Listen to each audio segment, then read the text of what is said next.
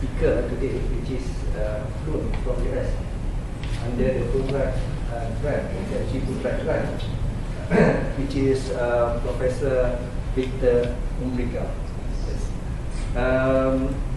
Before I introduce him, maybe we just for your information, he is actually sort of like attached under the MCMC Fulbright grant with UITM, which is under Prof. So maybe just to give you some idea what they are doing with regard to this collaboration of, for this MCMC Fulbright grant, maybe I can invite Dr. Fakhrul first to give some overview of your project, and later we can then listen to Prof. W.Mbarika. Okay. Restroom outside. Yeah, assalamualaikum warahmatullahi wabarakatuh. Good afternoon to all. First of all, thank you for having me here today. I'm very happy to be here today with Prof. W.Mbarika. He's actually from Southern University, Baton Rouge, Louisiana. He's also involved with setting up university in Cameroon and Uganda. So, meaning that he has quite an experience in rural ICT implementation. So he works in developing ICT technology in the rural area, so to speak. Among the projects that he is involved, including Tele-Medicine, multimedia for education, and I think one of his latest project is this database for herbs plantation. He want to do something on wiki herbs or something like that. Okay. So actually, for me, I'm looking into the multimedia education aspect in those things for my students. My student is doing multimedia gamification. Okay, he also has some students doing on the same thing. So that's why I'm discussing with him. For the past few years, for the past few days, because I've been telling him here and there for the past few days. We went to Rao because he has experience in rural ICT implementation. So we went to Rao. I showed him some of our national implementation on ICT for the rural area under the RTC program, the Rural Transformation Center. So I think it's a very good experience for him. He has given talks, motivational talks to our students in UITM Rao. And we also have some postgraduate sessions in our university, inshallah. I think that's all that I can share with you today. I think I can share more after this, maybe with a show and tell. We have lots of pictures that I can show you, but that will be maybe afterwards. Maybe some. Yeah, I see lots of avenue and opportunities that we can collaborate together. But maybe that will be afterwards. Okay, thank you. Okay, thank you, Dr. Fakhrul. So without further ado, I would like to invite Professor W.Mbarika to deliver his speech on implementation and sustainability of telemedicine in developing countries.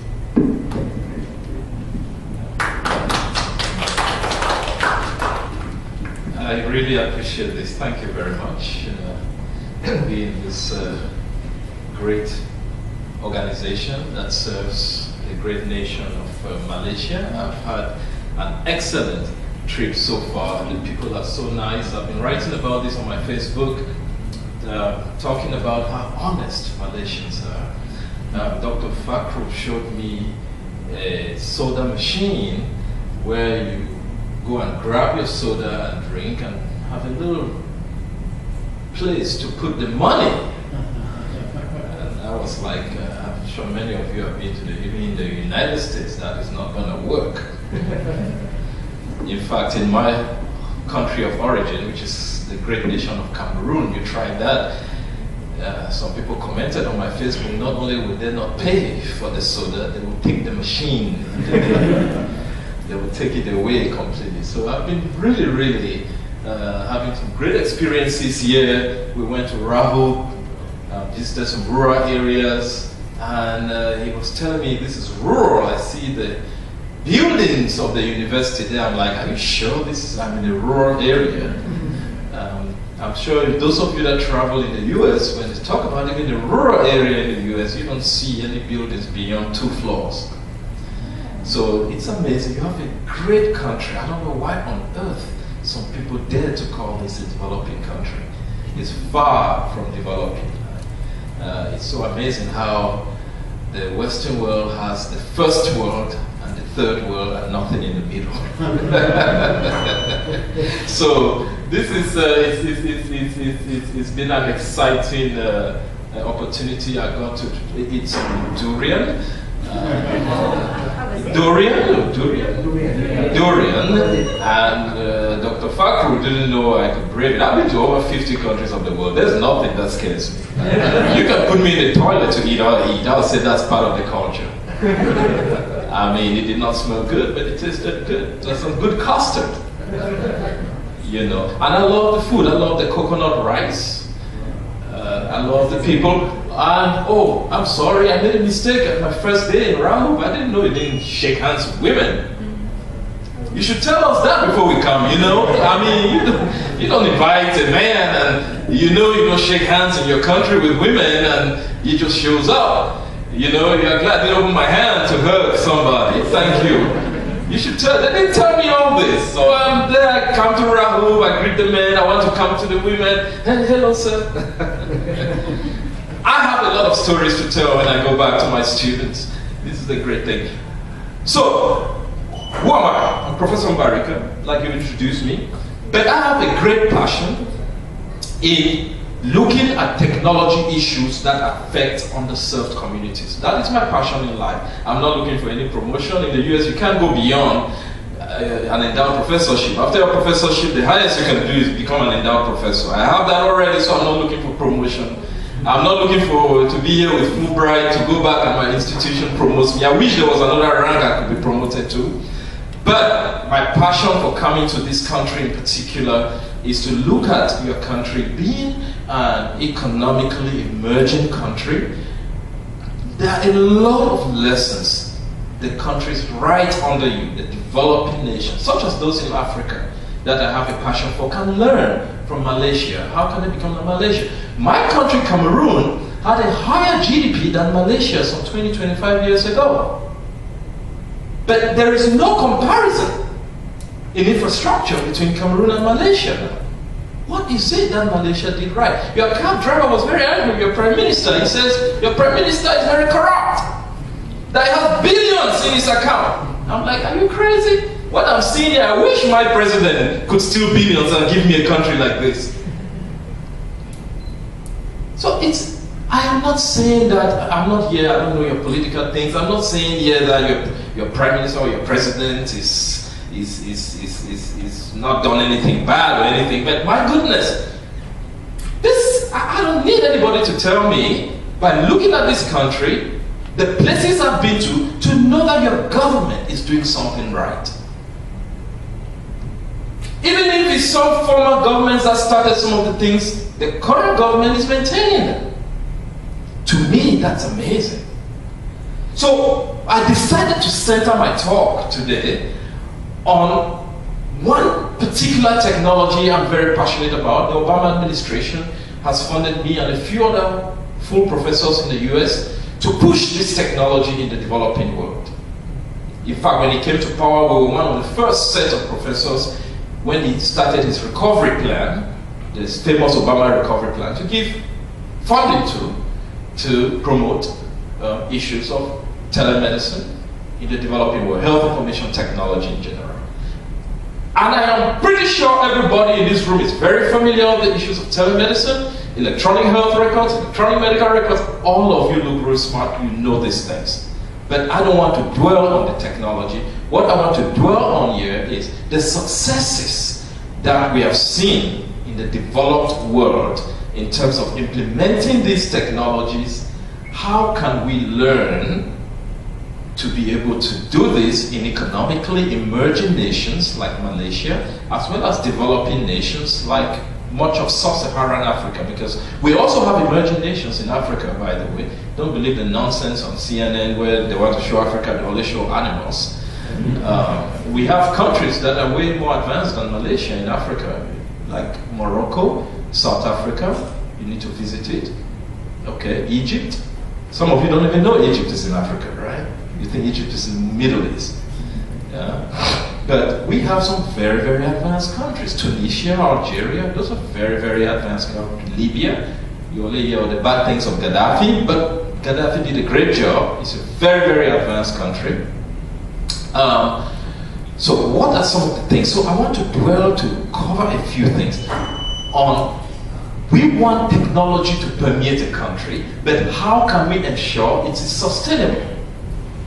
But the issue in many emerging countries and developing countries, not that we don't have technology, but how do you sustain these technologies over time? And some of these slides were taken from work which I supervised. One of my many PhD students I've supervised. I've had the privilege to supervise about 25 PhDs in my career, and we'll publish over close to 200 articles.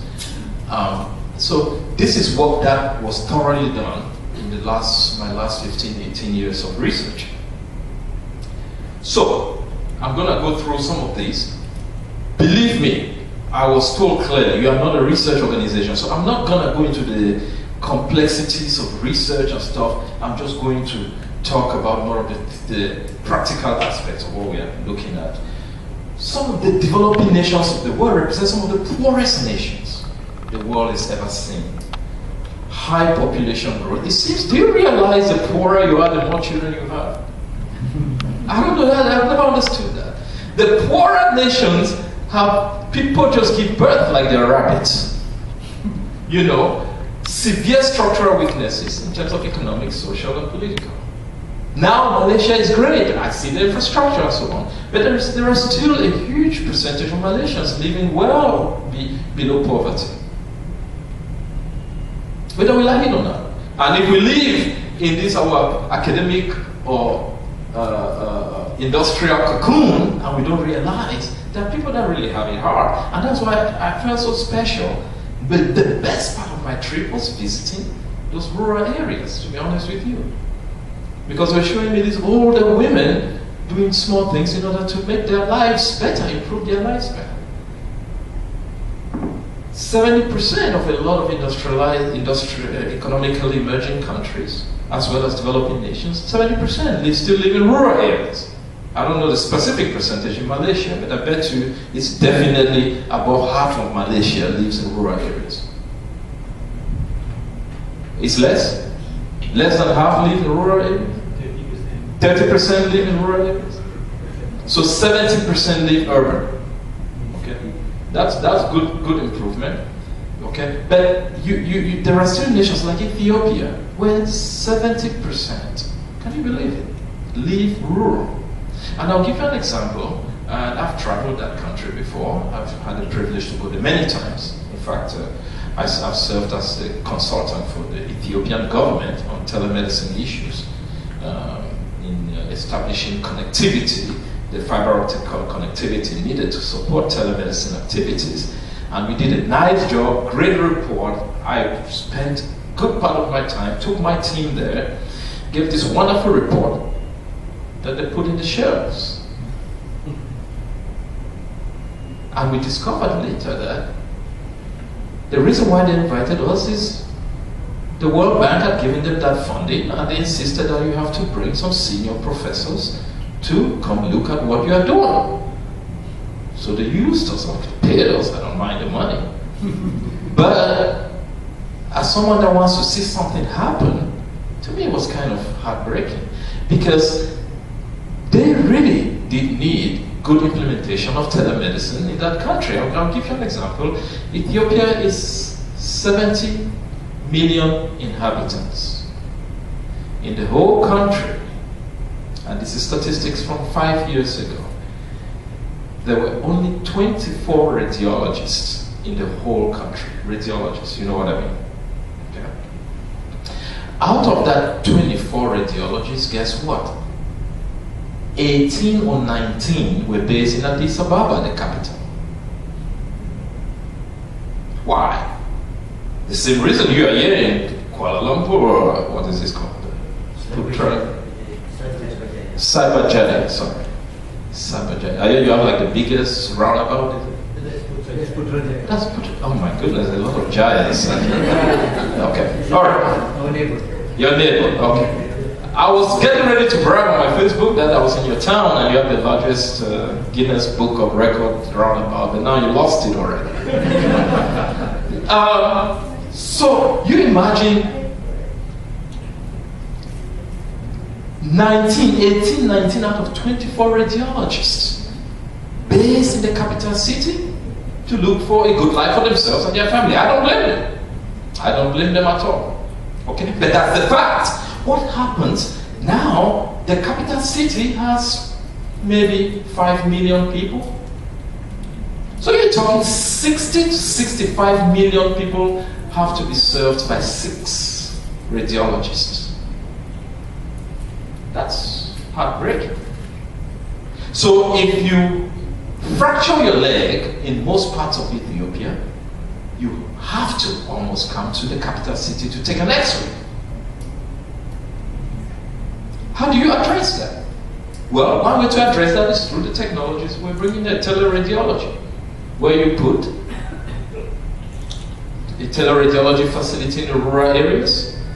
Somebody fractures their leg, they can take the X-ray, forward the results through different communications network, including mobile, just ensuring that they maintain in the imaging the DICOM standards, which is the high standard of maintaining images required for a doctor to give any kind of medical statement, sent to the capital Addis Ababa for a professional radiologist to look at it, interpret it, and send the results back. So a nurse in the rural area can treat the person. Well, the government has done very little about it. They took the World Bank money and they added. They chewed the money. They paid us consultants a lot of money to come do this, but they did nothing about it. These are some challenges that the developing nations are facing, but 70% of this nation in rural area needs some kind of health care to be taken care of. So my point here, ladies and gentlemen, is let's not have this whole talk about let's take care of rural areas if we are not doing anything practical. The issue is there's a lot of talk and very little done about people in rural areas. Secondly, why am I presenting this talk about poorer countries that are way poorer than Malaysia? Why are we presenting it? I know from my discussion, my short time here, you guys are so passionate about UK. I don't know what on earth is in the UK. I mean, everybody's talking about UK. You guys are fans of all the Premier League teams. I mean, you talk about, hey, visit the US. US? That's far. As if you're walking, you know. But my point here is, have you ever thought about what your organization, this is a great organization you have here, ladies and gentlemen. How can you bring in policy, technology, thought, thinking, debates, and so on how Malaysian organizations can take part in the huge markets of anything technology in Africa, in South America, in the Caribbean. You stand a very powerful force. What happened to all the talk about South-South collaboration? Now everybody wants to, oh, I'm going to Europe. There's something bragging about, like, good about having your kids in the UK. You know, it's so amazing when I bring people from Africa, Asia, to the United States. I run a lot of workshops at Southern University, but I'm also founder of two major universities in Africa, the ICT University Cameroon and the ICT University in Uganda. So I bring people from economically emerging countries and from developing nations. They come there for meetings, and I have these assistant and associate professors who used to be my PhD students.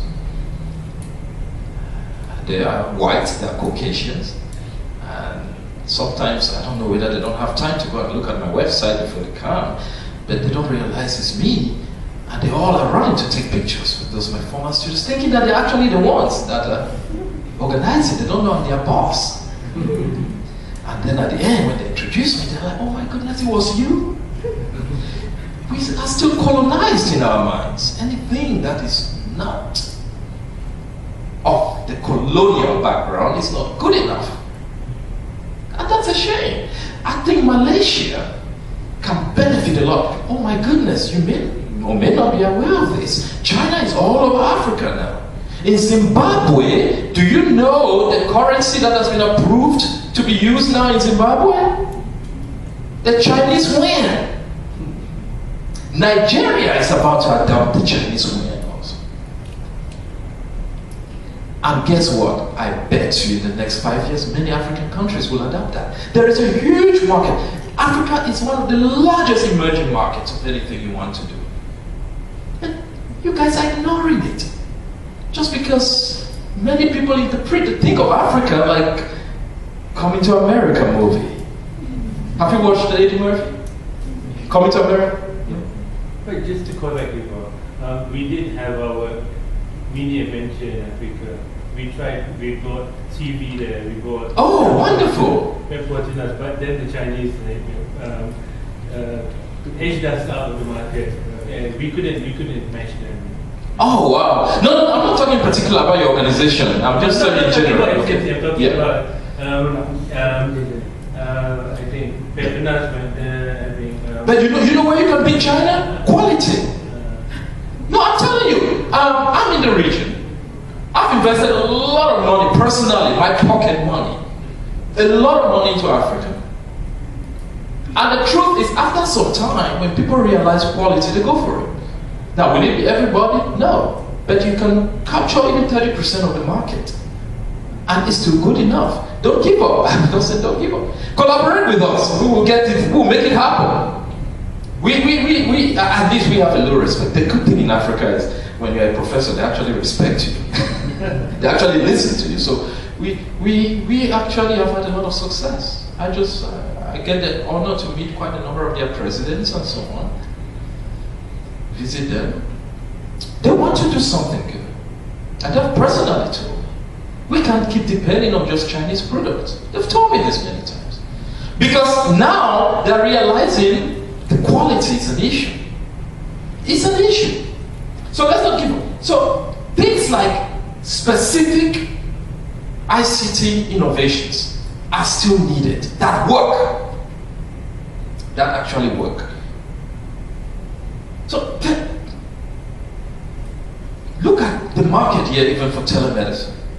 24% of the global burden of disease resides in developing nations, and a huge percentage of this is in the developing country, the least developed countries. When I say developing nations, I'm not including Malaysia, by the way. Okay? So your country is far from being a developing nation. In fact, I don't even see old cars here. Do you guys have old cars, or have they just been giving me new cars? I've not seen any car driving with like smoke coming out of it. So it feels clean out here. 3% of the world's health workers are in these developing nations. Just 3%. 1% of world health expenditure. Very low. 70% of the world's HIV/AIDS resides in these poor countries. And 60% of those, 70% are women, 60%.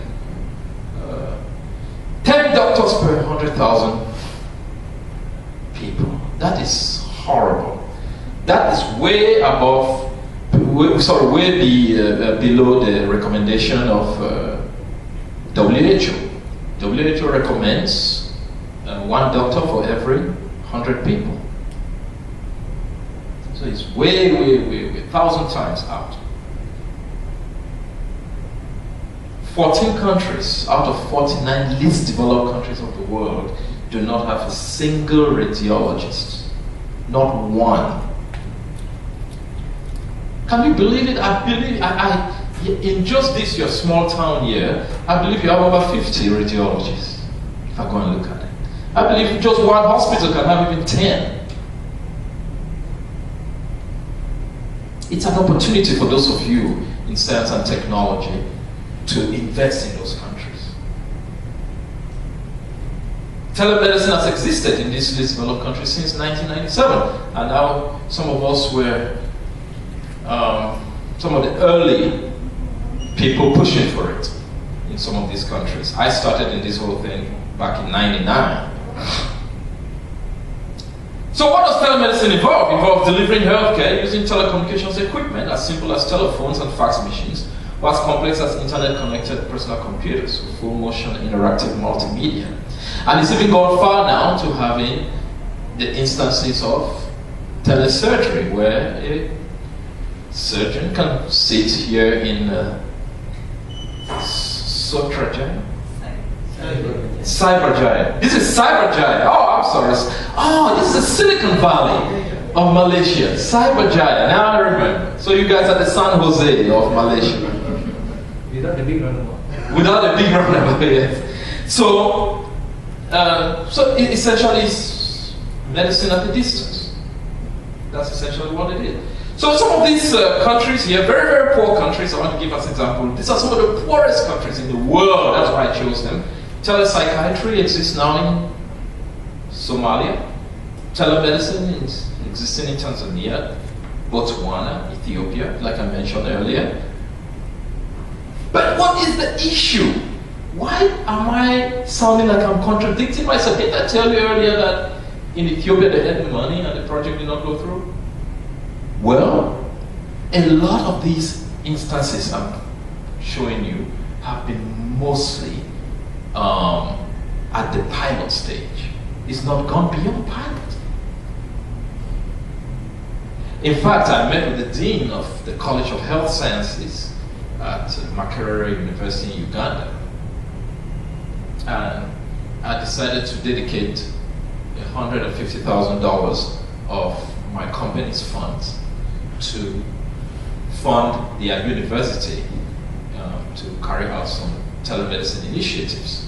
So here am I sitting with this dean. I'm excited about the project because I'm passionate about Uganda. They accepted to host a branch of my university there that has been very prosperous. So I wanted to invest some money in the country. So I sit with him, and I'm introduced to him as Cameroonian. He did not realize I had flown in from the United States, so he was excited to meet a fellow African that wants to do something in Africa. So as I sat there, he started complaining, oh, the Americans came here, they funded telemedicine here, and the thing is not working. After 5 years of the funding, they left the project, and now the project is not existing after 5 years. But guess what? I contacted my friends at State Department that funded that project. Because we've had a good relationship with State Department. In fact, even Fulbright has given us a lot of money in the past. And they told me the problem was that when they came in, they were supposed to fund 70% of the project, and the government had signed they were going to match it with 30% of the funding.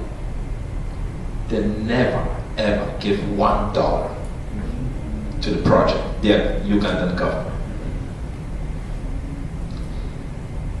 I had 3 meetings with him, so that complaint was in the first meeting. By the 3rd meeting, I knew what happened, so I had already scheduled the 3 meetings, so I had to be polite, like a real Malaysian. And I went there and sat there and listened to him talk, but I knew in my heart I'm not going to give them $1. But I had to sit there and be nice. Why? Because the issue is not that these countries have not had these technologies come. The issue is that they have not had any clear plan to sustain them over time. The issue of sustainability has been there. So we're trying to do this now and having a business model behind it, where we work now with the hospitals, and people pay to go to hospitals, believe me. When people get sick, I don't care what part of the world they are, they get money to pay for their medical attention.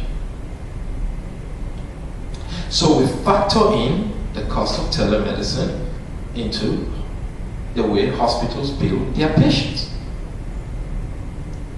And they have tons and thousands of patients that come in and out every day. So we are beginning to do that. All these are things I've told you about, so I'll not go through them again. So how do we define sustainability? I just want to go to the aspect of sustainability to show you what we have come up with. When you want to talk about implementing and sustaining telemedicine technologies, you must look first of all at the current state of healthcare systems. What is the current state of their healthcare systems? In other words, ladies and gentlemen, what I'm saying is, you don't just take a technology and throw it in a country and expect it to work. It must work based on an existing infrastructure. Which means, if your country wants to do business in the healthcare sector in these developing nations, you have to work closely with government to address the issue of just the basic hospital clinical infrastructure. How would you run telemedicine if you don't have radiological equipment? Well, you need the X-ray machine, right? To get the X-rays before you send it through your telemedicine network. So the X-ray machine becomes a part of the telemedicine equipment. So the hospital infrastructure has to be sound to be an enabler of telemedicine. In fact, one of my 5-year goals for Cameroon and Uganda is to establish a heavily telemedicine-based teaching hospital that will be tied to the School of Medicine that will bring as one of the new faculties at the universities I started there. Another issue here is the current state of e-medicine to telemedicine policy in the country. I was sharing this with the group in Rahub about how a lot of countries do have ICT policies, but the issue is not that the policies are not enacted, the issue is that policies are not implemented correctly. I'll give you a perfect example. I come from my beloved country, Cameroon, and my president, who's been there since I was 9 years old, he's been president for over 30 years. I was 9 years old when the guy became president. He's still there. He's not going anywhere. He's like 85 years old. To keep himself young, he just keeps killing his wives and marrying younger ones. So I think his new wife now is like his granddaughter's age or something, you know. The guy stays young. I'm not mad at him. I'm just jealous. But it gives me hope that when I'm 85, if my wife misbehaves, well... Oh, no. I hope you're not recording this. No, but one of the good things at least he did was he came up with an ICT policy that every ICT equipment that comes into Cameroon comes in duty-free. Duty-free. You don't pay duty. As opposed to the former president, that any technology equipment that came in was considered a luxury item. So it not only had import duty on it, but had a luxury tax on it. So you could end up paying 200% of the value of that. So he abolished that when it came to computing. However, When you came in with a computer, like I came in with a laptop, and the custom officer asked me to pay duty. Like, no, I'm not paying duty. Why are you charging me duty? The president had pushed for a law that was adopted that we bring in computers duty-free. Why on earth are you charging me duty? I'm not going to pay it. And I'm not going to give you a bribe, because the law bribes there. Only Malaysians don't take bribe. You know, when you travel most developing countries and economically emerging countries, people take a lot of bribe. I love Malaysia, I need to move here. This is a good place to raise children, my goodness. So, I refused to give him a bribe, and he insisted that I must pay duty on it. In fact, he called his friends, and they came and laughed at me. You know why they laughed at me? And that's why now, after that, I had to make sure I develop good relationships with the government. Now I'm fine with the government. The things I said about my president, don't record it and put it online, because now I'm nice with them.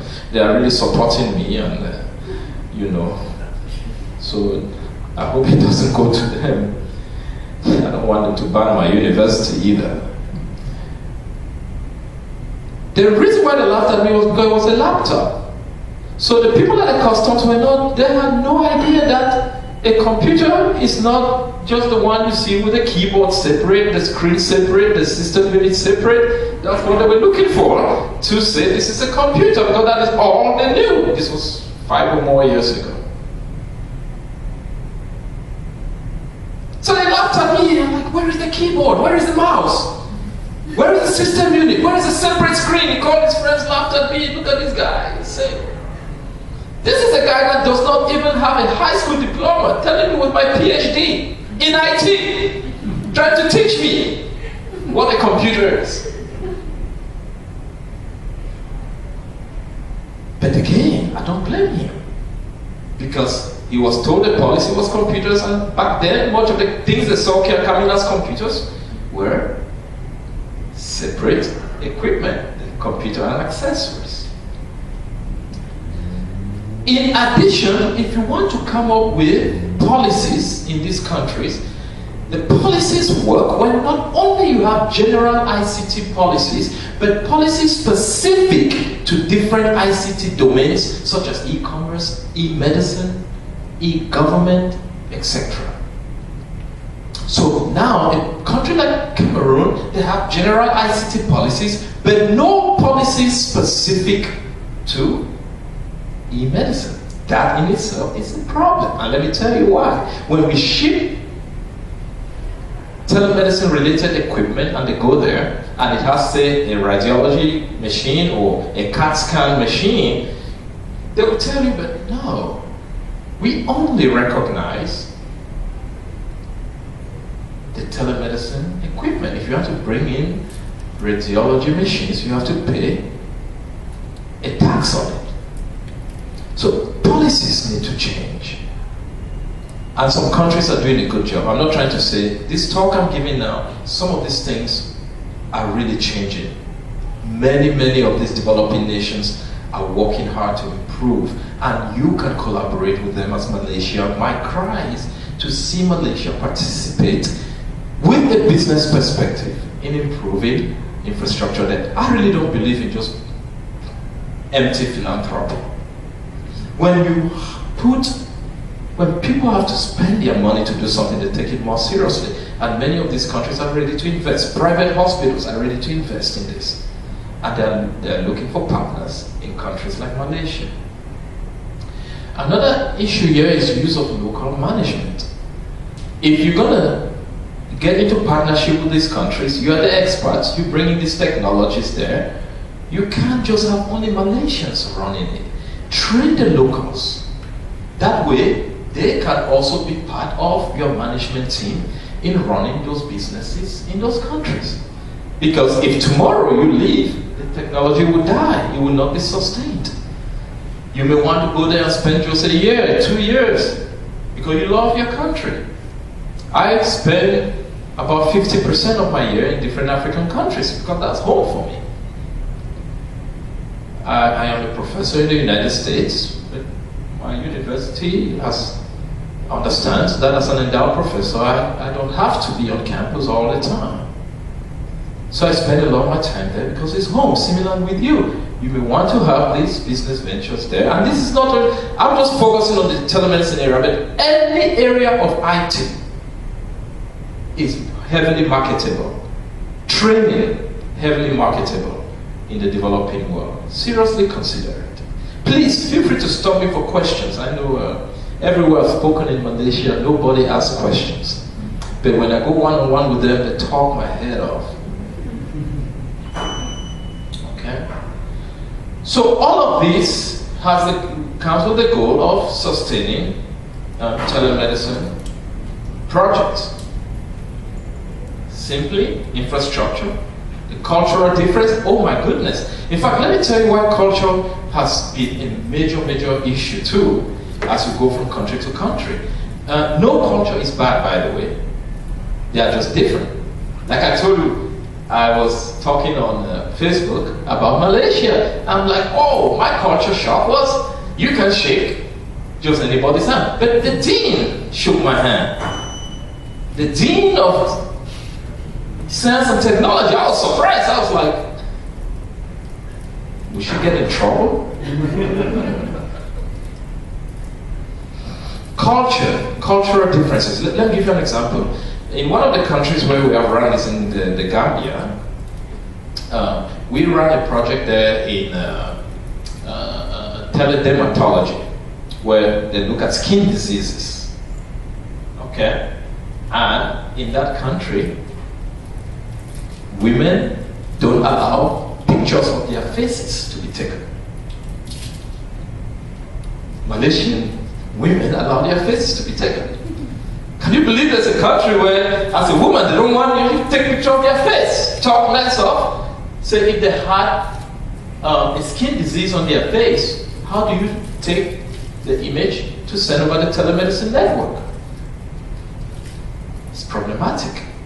They don't allow it. Even if you're picking just that spot, they don't want pictures of their faces.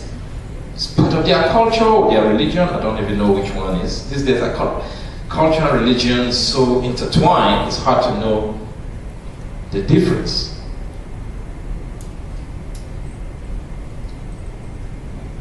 So you can have a telemedicine system, but then you need to know how to operate within a given cultural context.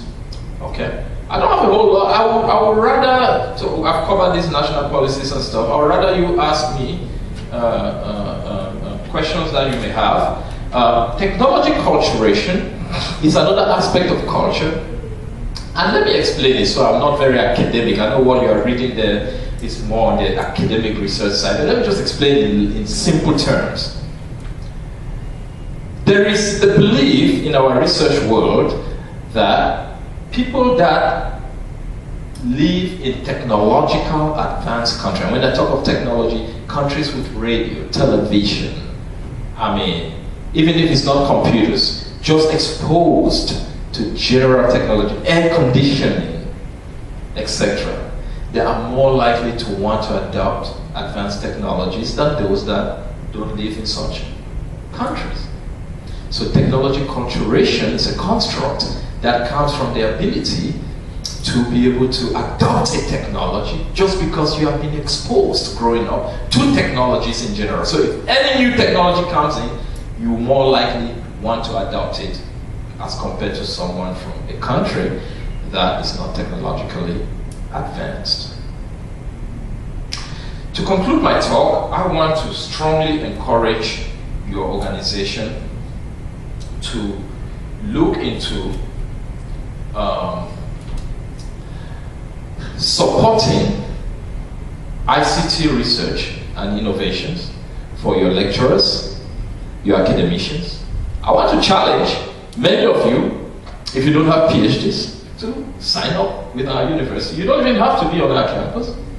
You can do it at a distance and just visit it every once in a while. But I truly believe those of you that are from these countries that are economically advanced should get into the world of knowledge creation. We need more and more of this.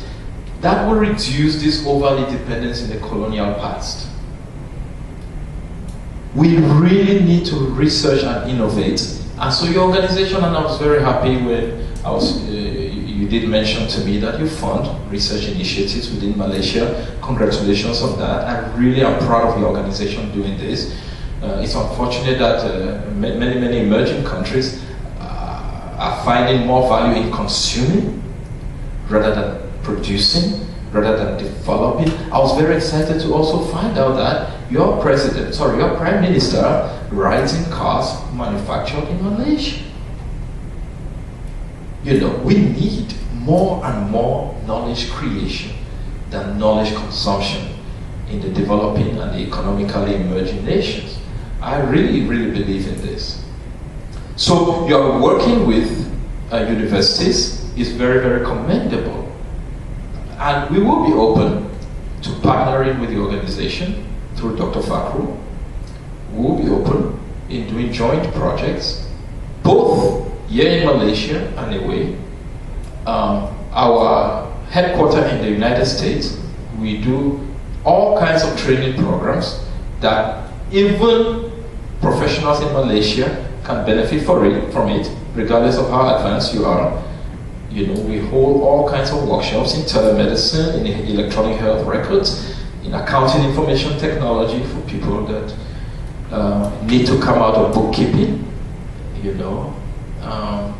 In many areas, business analytics, etc. We have workshops in business analytics coming up, which we could collaborate in. We do get funding from many sources, so I just want to put this up here. Whenever I speak, I want to talk about people funding me, because it's a very small world. People go on Facebook and they say, oh yeah, we listen to Prof. Mbarika, and then I get a call from the National Science Foundation in Washington. Why didn't you mention us? So yes, they give me money, so let me say that. All right. These are our websites. ICITD is Southern University. ICT University is the one we have campuses in the developing world. ICITD.com is under Southern University, which is a state government-owned institution that I am a professor in.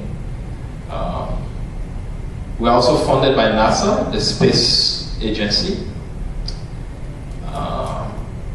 Even if I was to qualify, I would not enter any of their missions to space. I'm not that brave yet.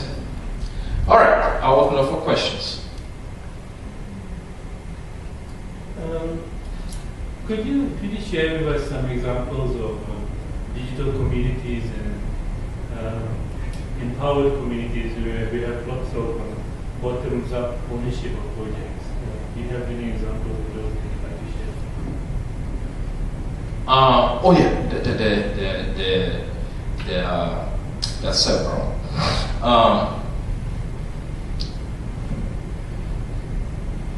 There is a project we call it was developed in Louisiana by my research group. It's called Project Washirika. Washirika is not my language, it's a Swahili word for let's do it together, partnership. Okay. What we do is we fund a lot of students in their senior year at the universities in the different developing nations where we work. We fund them to develop IT businesses, and a lot of them go into apps production, developing apps, but from a business perspective, and they make money from that. We give them the initial funding of about $30,000, and they develop local IT businesses. Now they cannot do it as a single initiative. They have to do it as a community project. They have to do it in collaboration with at least 5 members of their village community. Okay? And on that team, 3 must be women minimum. And this is the reason why. The reason why we insist on women being minimum is because we do know that if they are successful in that and that business becomes successful, the children will benefit from So we are very, very passionate about that. We do another one similar to that, but it is to carry HIV/AIDS information. So hospitals and different healthcare organizations would hire or would make use of the servers that have been developed by those small digital communities in order to send daily information to people with HIV/AIDS that are their patients, but that cannot come to the hospital every day. Remember that these communities, some of these countries have about 70% rural, so but they have phones. Oh, by the way, they all have mobile phones. That's the beauty about it. They all have mobile phones, so they're able to send them information about take your medicine now, take 2 oranges now, take your fruit. Nutrition, medical care. Or what we call compliance with their drug rudiments. They are sent that via the servers of these rural communities. Now, of course, the people in those rural areas cannot pay for these technologies. So that's why the hospital pays them for that. But it's still a way they make money to improve their local communities. In the United States today, we are doing a lot of training for simple things such as people that own barbershops to have websites. Okay, communities, especially where you have a huge concentration of African Americans, Native Americans, or American Indians, as well as Hispanic Americans. We run initiatives in those communities where we teach them simple things that you may take for granted, like developing websites to host your barbershop. And people can go through those websites and put in appointments, make appointments to go to the barber shop. Each haircut, minimum $15, $20. Okay?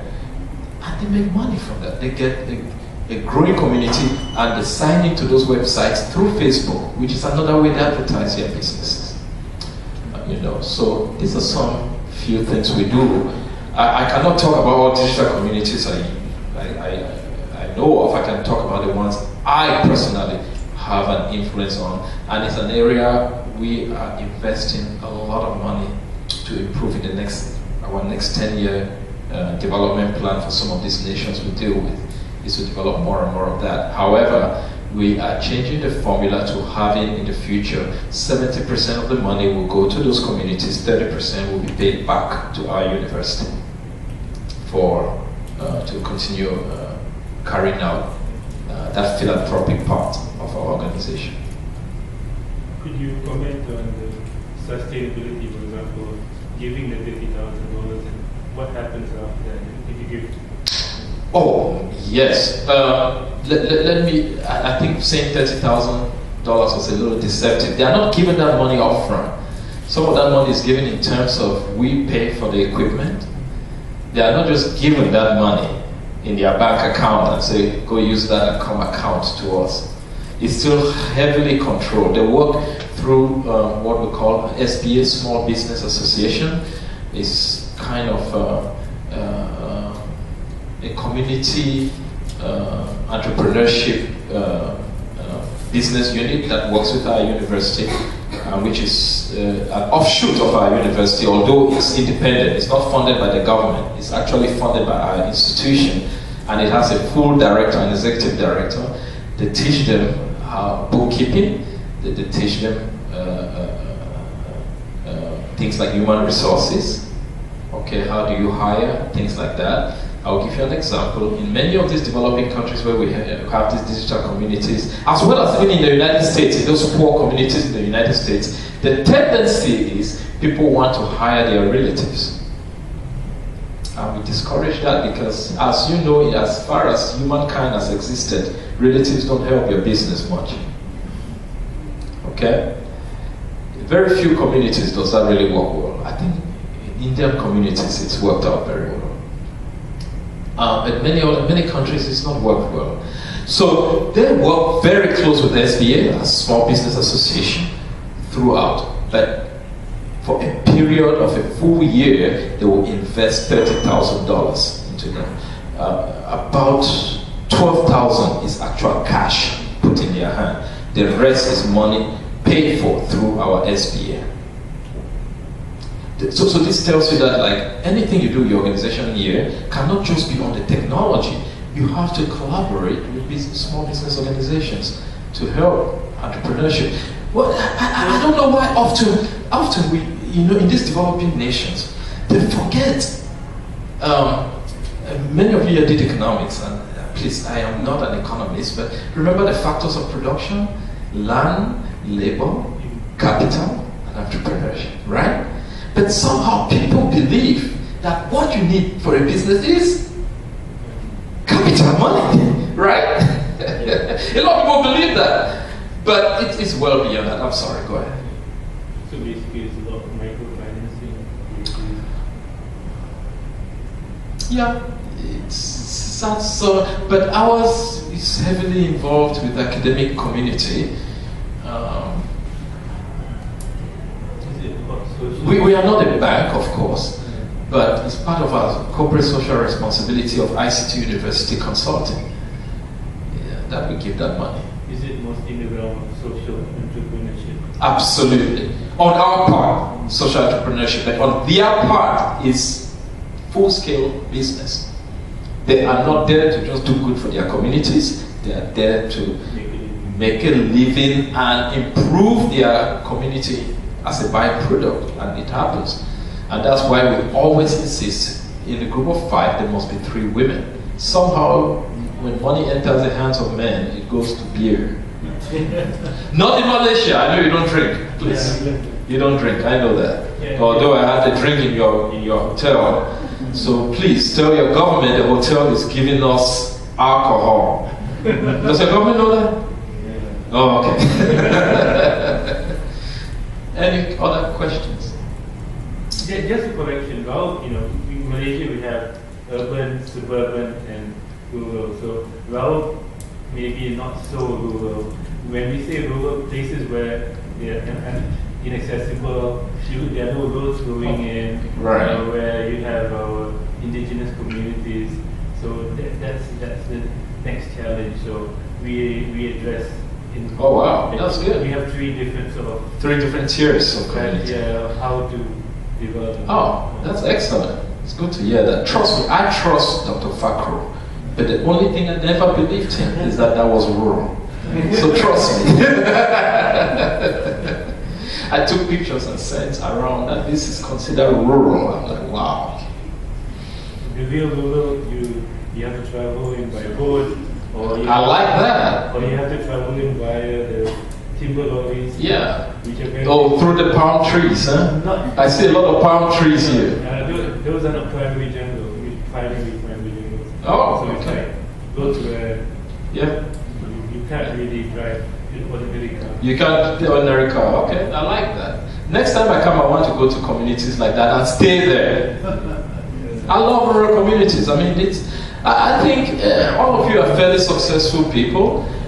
Something must be done to do something good in rural communities. I'm very passionate about it. Let's not only talk about it, let's really make it happen. Anybody else? Only one person has questions here in this whole place?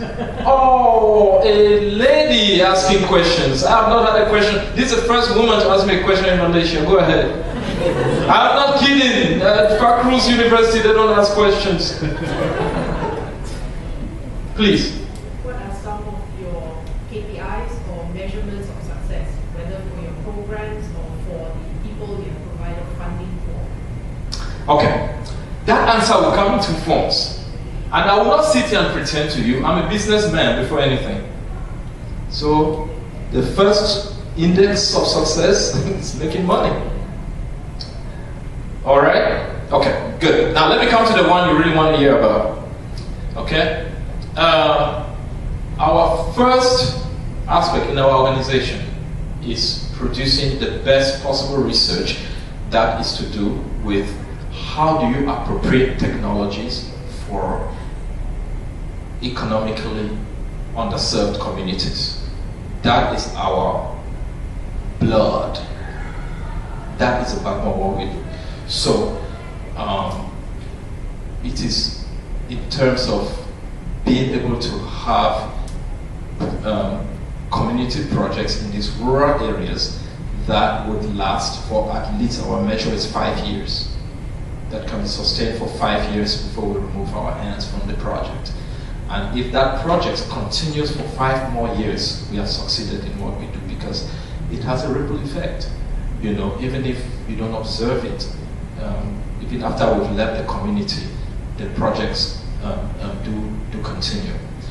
Secondly, for our institution, we want to ensure that we increase the ratio of women versus men that do end up having PhDs. We have a real problem encouraging women to get doctorate degrees in the science and technology area. So we work a lot on that. In fact, the Obama administration is giving me well over $300,000 on projects to just encourage that to happen. So an increase in the gender issues in terms of females joining science and technology at the highest level. We have a real challenge doing that. And then another major measure we just started that last year, by the way.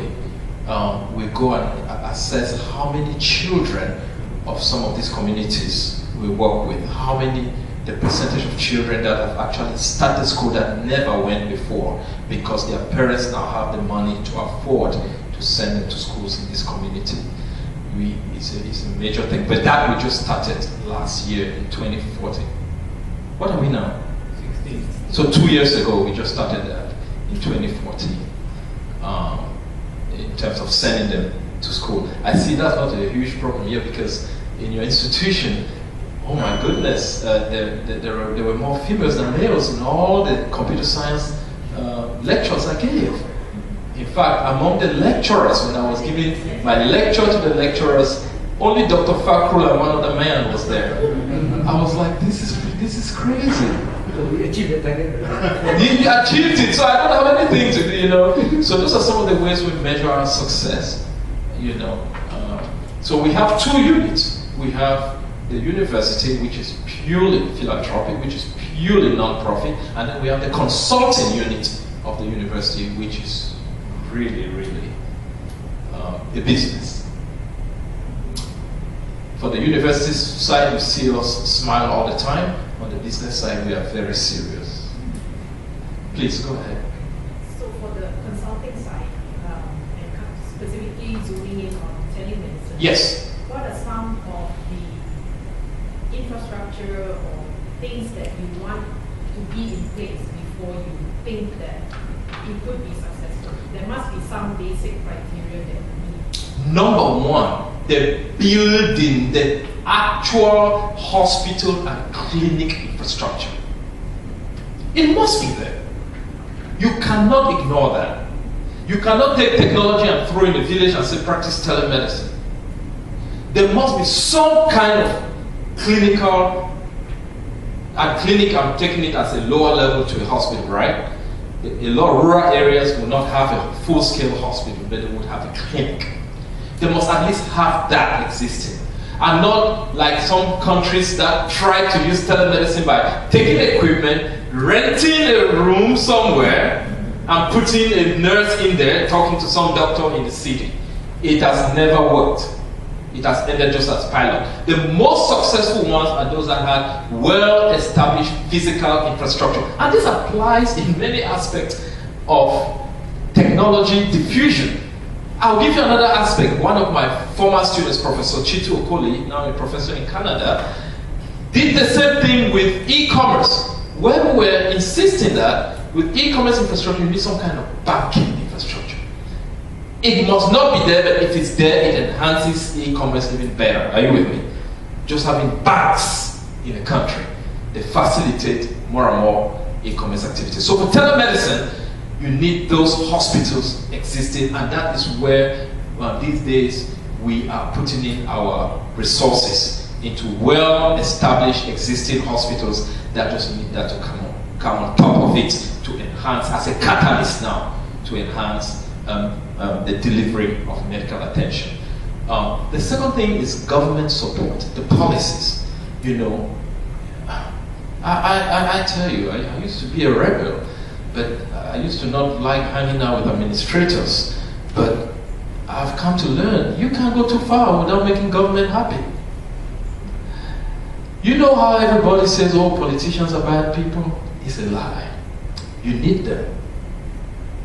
You need them for the success of your projects. Because in many of the countries that need telemedicine, there are typically countries where governments have so much power over people.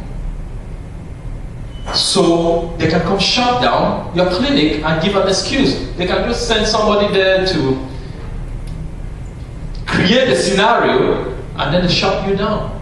So you need very, very close relationship with the government to support what you are doing. In fact, we tell every government we go to, we don't need your money. We don't even ask for your money. In fact, if anything, we give you money. But just let us operate freely, you know. Then the final thing is training, training, training. People have to be trained and retrained and retrained because these technologies change all the time. They improve all the time. So the area of training is an area we're putting a lot of money to ensure sustainability of these technologies. All right, thank you. Oh, I'm sorry. Yeah. I thought you were closing me. Do you have any examples where there's this technology transfer and it helps traditional medicine, you know, things like that, where you already have structures in place, which might not be modern medicine, but... Yes. Oh my goodness, you have touched one of my biggest passions, and I risk spending the rest of the evening keeping you here after your work time to talk about it. We call it E-TAM, traditional and alternative medicine. E-TAM. Traditional and alternative medicine. I can send you a whole proposal we wrote on that, and I'll be glad to share it with you. We are very, very passionate about this because, and I tell you, even Malaysia does not have that. Okay, let me explain to you why Malaysia needs this, and your organization should put in some money into this. The issue now is most countries, even like Malaysia, they have a lot of knowledge on these traditional medicines. They have a lot of knowledge about it. But they are just doing their own thing. Singapore is doing its own thing. China is doing its own thing. African countries are doing their own thing. And there is hardly a single repository where this knowledge is shared about traditional medicines. So today, Malaysia can see this herb, this particular leaf, that if you boil and drink, it will treat your cough.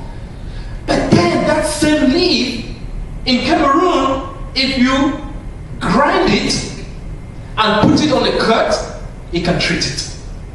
But Malaysia will not know that because Malaysia is only focusing on their traditional herbs. So there is a need for a single repository, and we are trying to build one, we are trying to work on one, but based on a wiki platform. Why wiki platform? Just a platform where knowledge experts that are authorized to get into that platform are able to go and add to the knowledge base on that platform. This is extremely important for economically developing countries, emerging countries like yours, as well as the developing world. And that is where a cooperation, a collaboration between Malaysia and even African countries would be extremely important, because I bet you God has blessed Africa with some of the richest diversity in flora in the whole world. In the whole world. In my wife's village in Africa, there is a stone, a small rock. If a snake bites you with its venom, you place that rock on the point of the bite. Are you with me? That rock stands there with no support and sucks out the poison. And when it sucks out the poison, it falls down. It's existing. But Malaysia will not know that. But if we had a place to share, we could have a single repository.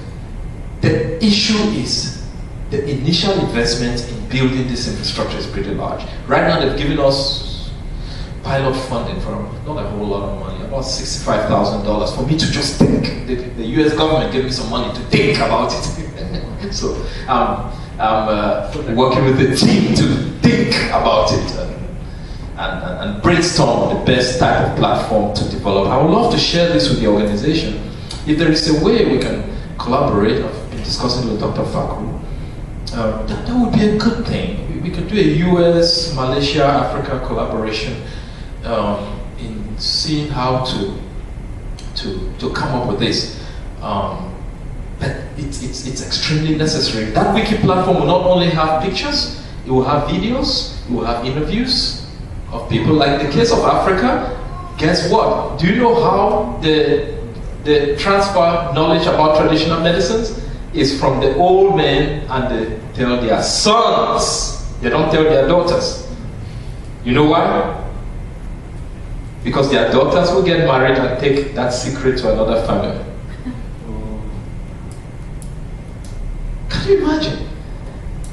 Now, I don't want to change their culture, but I want to put them in a comfortable position to be able to give that information, and if we need to compensate them financially, we compensate them in order to bring that into our knowledge repository.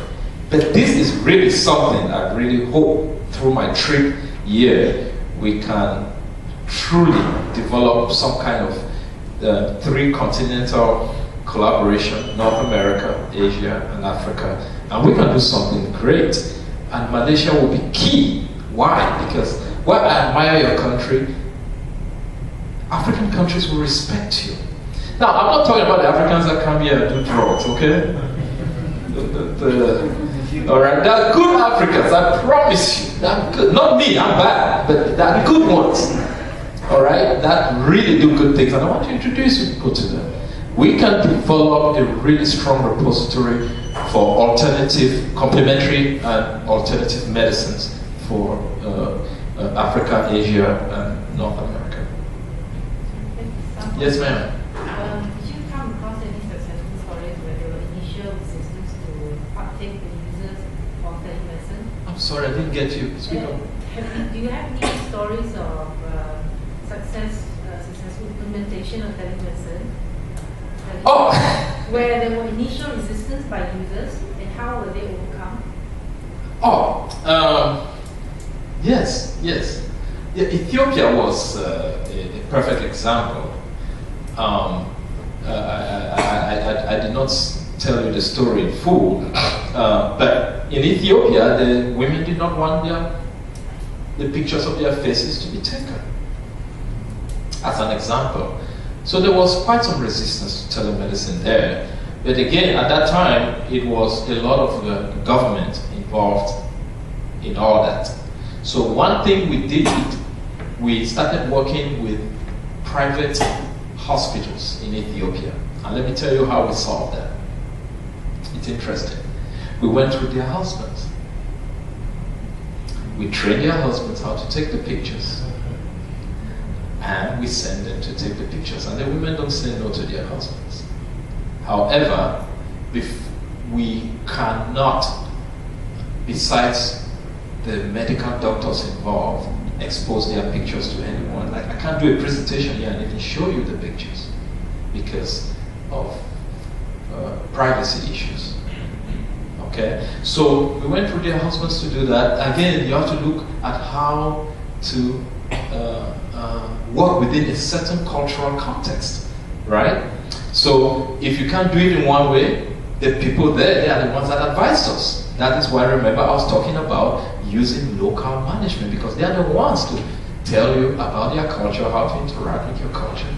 So they resisted it at the start, but now it's been a fairly, I would call it a fairly successful project, but not, that one did not involve government. Were there any in terms of the technology itself, where they were quite hesitant about using technology, fear technology, not being able to afford the devices that is needed to use telemedicine? No, not really, because much of the technologies we have developed or we work with in telemedicine interact with mobile phones. And for some reason, for the last 10 years, just about everybody in Africa has access to mobile phones, honestly. And even in South America and the Caribbean, where we do some of this work. And so they don't, the issue of equipment has never been an issue because they don't interact with the back end. They just interact with the client version, right? The version on their mobile phones. They don't interact with our back end. The back end is provided by our organization, paid for and maintained by our organization, with the exception of when the Ethiopian government wanted to implement this and got us to come talk, and they bought some stuff which I don't know what on earth they're doing with that equipment now. But no, we've not, I don't remember us having issues with the equipment. If anything, we have provided mobile phones and some gadgets that have been stolen. And we don't know where they are. We did that for the Yaoundé Reference Hospital, which is a very advanced hospital, by the way. But we lost those phones.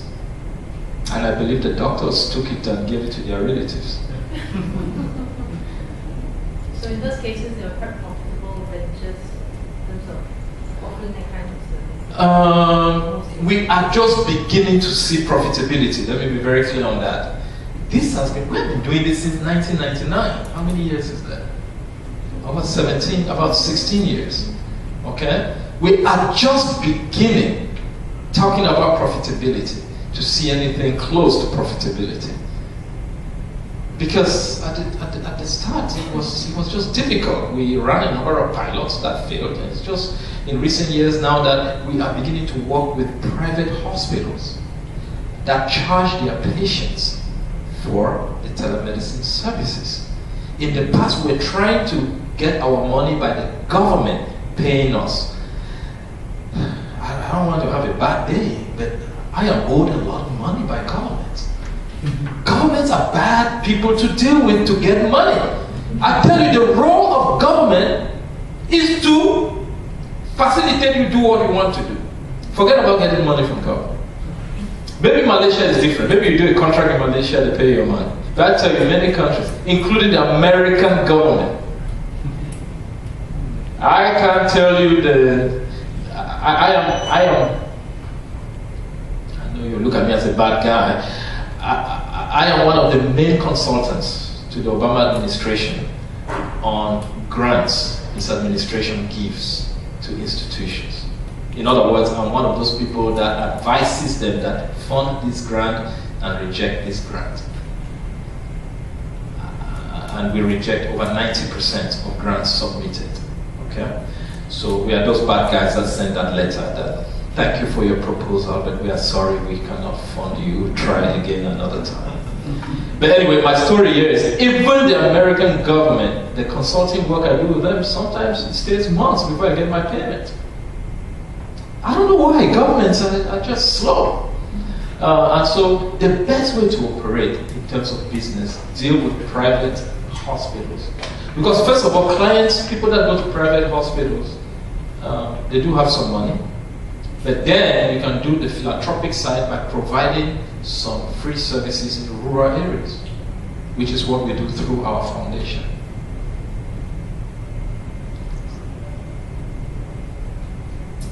All right.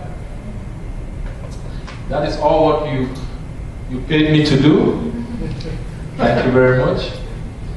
I really appreciate my coming here. You're a good group, and I hope that we can continue corresponding. Thank you. God bless you.